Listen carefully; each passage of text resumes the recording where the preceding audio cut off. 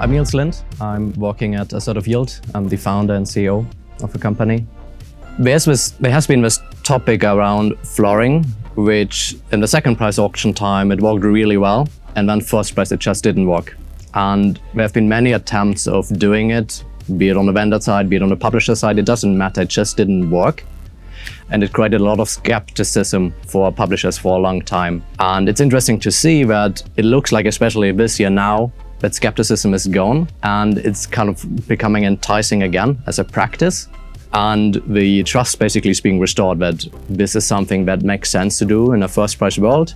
It is something that helps advertisers, DSPs understand the inventory value, give them basically a price guidance. And the people that have most data to provide a price guidance is always going to be the publisher because they see the entire advertising stack.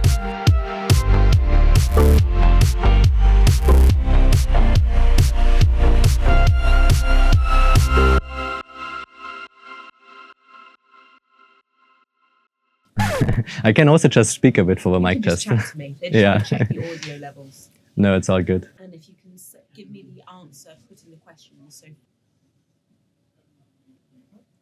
okay, and